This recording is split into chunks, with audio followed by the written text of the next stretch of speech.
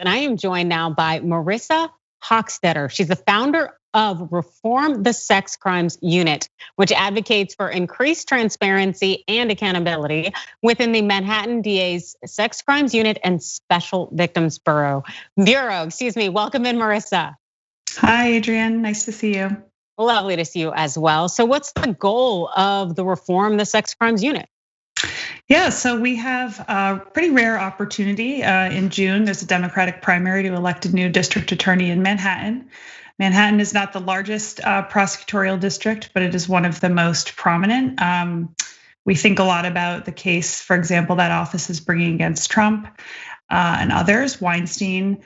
And my campaign is really focused on drawing attention to sex crimes. So there are many issues related to criminal justice reform that need to be addressed, that deserve to be addressed.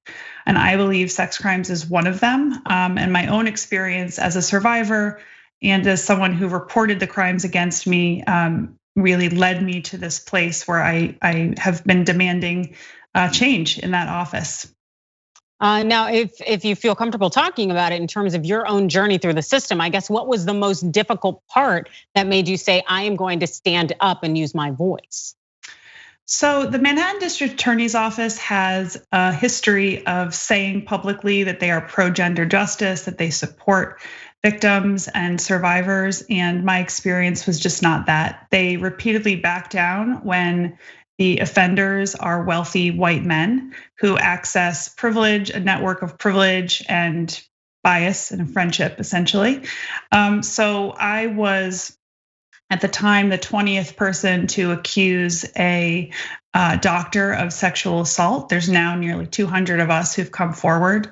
And this person accessed a pretty sweet plea deal because of access to attorneys and political contributions to Vance's campaign. And we've seen this play out time and again. Epstein, Weinstein, Strauss-Kahn, the Trump family. And so I was really motivated to say that this is something that really needs to be addressed. I believe he should have resigned. And I want to make sure that we talk about this position. A lot of people don't even think a district attorney is elected. They don't know what it does. They're not interested in it. But when we talk about criminal justice reform, they are one of, if not the most powerful actor in the system. Absolutely, and it seems that in circumstances where the everyday person, you and me, are victimized, that this district attorney would be the one to determine whether, hey, they actually pursue those charges. And in your case, it seems like the individual got a slap on the hand. And we want that not to necessarily be the case, especially when an individual, like in your case, has had hundreds of people come forward about the assaults. And so with the 2021 election for Manhattan DA, providing that opportunity to bring new leadership and that that's free from that undue influence, what kind of reform efforts does the Sex Crimes Unit, in terms of the effort that you are spearheading, what does it propose to change?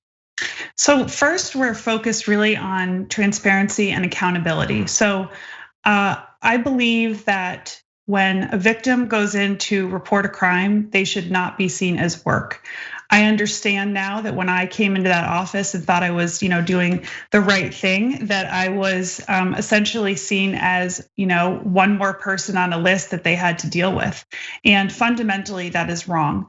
So we need a system where the staff have the resources that they need, the victims have advocates with them, resources helping people navigate the criminal justice system. We need to hold staff accountable. So how are these people being reviewed? How is their performance evaluated? Unfortunately, the criminal legal system essentially functions like a blunt instrument, and the prosecutors are evaluated on wins. So they're not interested in taking your case even if they think a crime was committed, if they don't think they can win. And so we want accountability for the staff. We want transparency. We want more information reported on an annual basis about what types of crimes are coming in, how many prosecutions are happening. And we want a unit that is free of undue influence. So in Manhattan, you see a really unique microcosm of sort of wealth and privilege that lets people access and buy their way out of crimes in a unique way that I just don't really think happens anywhere else. And we need to address that head on. Absolutely, that has to change because people should not be able to essentially buy their way out of victimizing others, even though we've seen that continue to happen day after day. And I know that you all are spearheading an effort that is ongoing right now in terms of evaluating those running for the Manhattan DA spot coming up. And so can you talk a little bit about that?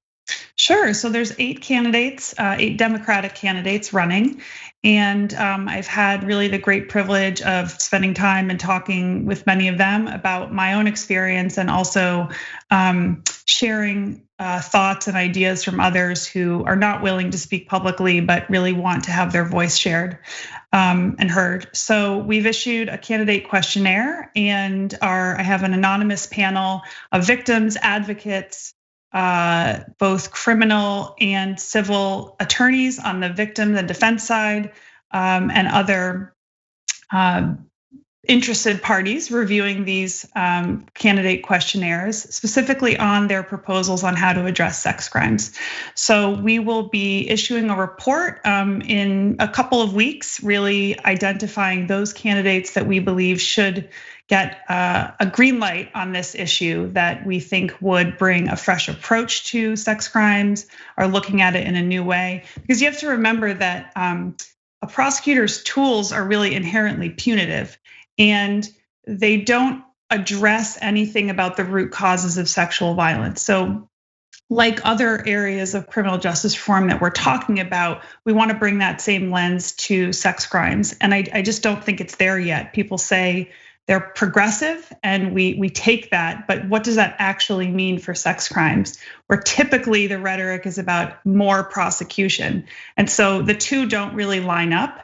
And so our goal through this questionnaire is to kind of drill down on some of those issues and see who is really bringing a new lens to this, both a commitment to fighting against sexual violence, to ending it, to curbing it, and also supporting the communities where this happens. And so I look forward to being able to share that with the public. We'll post it on our website. We're gonna be doing some events in conversation to really share out what we think has emerged from this process. That's awesome. I think that that's fantastic and worthwhile work that needs to be done, because also seeing who is going to be, possibly in that spot of being DA, but also has a progressive, fresh mindset to approach sex crimes differently so that they make change, that goes a long way. So in terms of, I guess, the next steps, once you all pass this, 2021 DA position battle, what do you plan to do next?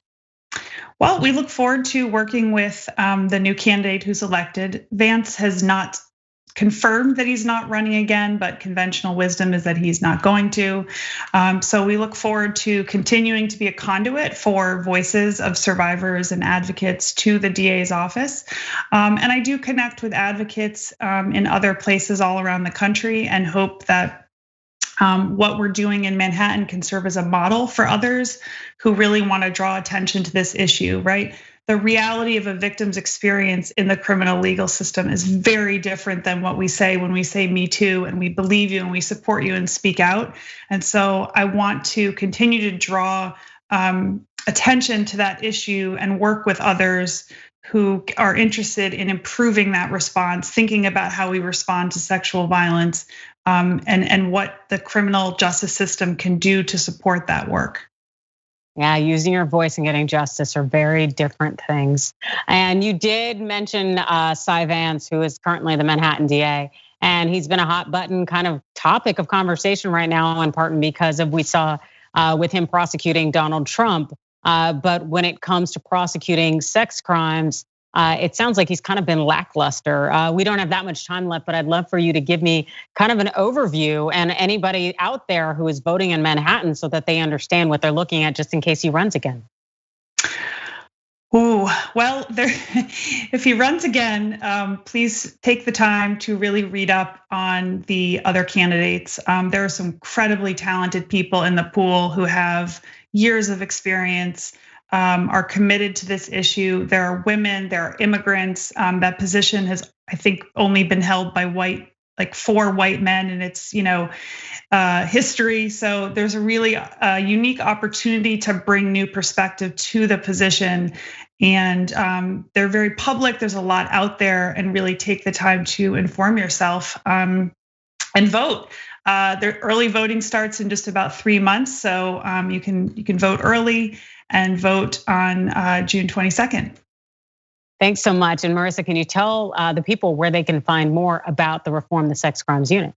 Yeah, reformthescu.com. We're online, and you can sign up. You'll get our updates, and very soon we'll be posting our candidate reviews. Thanks so much. Thanks for joining me. Thanks for watching The Young Turks. Really appreciate it. Another way to show support is through YouTube memberships. You'll get to interact with us more. There's live chat emojis, badges. You've got emojis of me, Anna, John, JR. So those are super fun. But you also get playback of our exclusive member-only shows and specials right after they air. So all of that, all you gotta do is click that join button right underneath the video. Thank you.